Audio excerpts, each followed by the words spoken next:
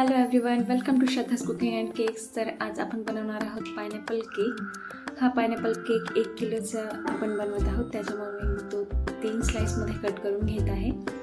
3 slice cut करताना सर्वात आधी आपल्याला खालची स्लाइस कट करून घ्यायची आहे, नंतर मग वरती यायचं आहे. त्याच्याने आपल्या स्लाइस एकदम एकसारख्या कट होतात. स्लाइसचे व्यवस्थित मेजरमेंट्स घेऊनच नंतर आपल्याला स्लाइस कट करायच्या आहेत. आपल्या तिन्ही स्लाइस अगदी एकसारखे यायला पाहिजेत. 3 स्लाइस कट करून घेतल्यानंतर मी वरच्या 2 स्लाइस काढून सर्वात खालच्या स्लाइसला व्यवस्थित शुगर सिरपने मॉइस्ट करून घेतलेले आहे. शुगर सिरपने आपले स्लाइस मॉइस्ट झाल्यानंतर त्याच्यावरती आपण ॲड करत आहोत whipping cream. Whipping cream add करून झाल्यानंतर त्यावरती आपण ॲड करत आहोत पायनॅपल क्रश. आपल्याला थोडासा जास्त प्रमाणातच यूज करायचा आहे. केकची टेस्ट खूप छान येते आणि हे मी प्रत्येक वेळी सांगत असते. त्यानंतर आपल्याला सेकंड स्लाइस ॲड करून घ्यायची आहे. सेकंड स्लाइस ॲड केल्यानंतर ती पण आपल्याला शुगर सिरपने व्यवस्थित सॉफ्ट होईपर्यंत आपल्याला मॉइस्ट करून घ्यायची आहे.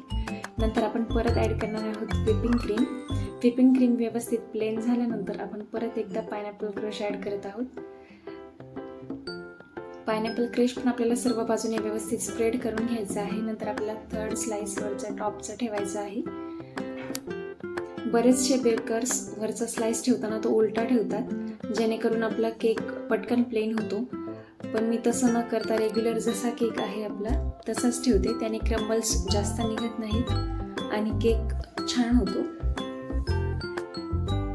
केकला सर्व साईड्सने प्लेन करून घेतल्यानंतर मी क्रम्बल कोट करून फ्रीजमध्ये न ठेवता डायरेक्टली क्रीम अप्लाय करत आहे.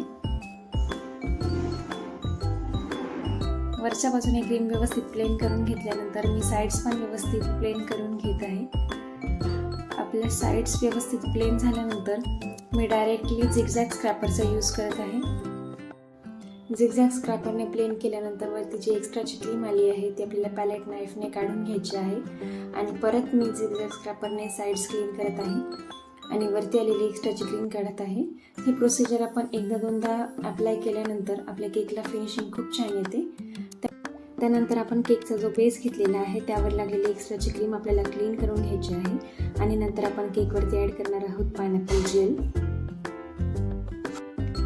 व्यवस्थित प्लेन करून घ्यायचं आहे. नंतर ते जर थोडंसं तुम्हाला खाली आलेलं आवडत असेल, बघा मला खाली आलेलं जेल आवडतं त्यामुळे मी एक्स्ट्रा जेल साईड्सने ॲड करत आहे, जेणेकरून ते थोडंसं खाली येईल. त्यानंतर मी इथे 1M नोझल वापरत आहे. इथे 2D नोझल किंवा दुसरेही कोणतं स्टार नोझल वापरलं तरी काही हरकत नाही. आणि इथे फ्लॉवर्स काढून घेतलेले आहेत. हे फ्लॉवर्स मी रेग्युलर सर्कलमध्ये न काढता आपण जसे मोदक किंवा डॉट्स काढतो तसेच मी एकावर एक असं 2-3 करून प्रेस केलेलं आहे आणि खालच्या बाजूने पण मी बॉर्डर तयार करून घेतलेली आहे. आणि वरती जे आपण फ्लॉवर्स काढलेले आहेत त्याच्यावरती मी आता रेड कलरचं न्यूट्रल जेल ॲड करणार आहे. हे बघा डिझाईन किती सिंपल असून पण किती छान आणि अट्रॅक्टिव्ह वाटते आहे. अशा सिंपल आणि डिझाईन्स तुम्हाला जर अजून बघायचे असतील तर माझ्या चॅनलला नक्की सबस्क्राईब करा. व्हिडिओ आवडला असेल तर लाईक करा, कमेंट करा आणि शेअर करा. थँक्यू.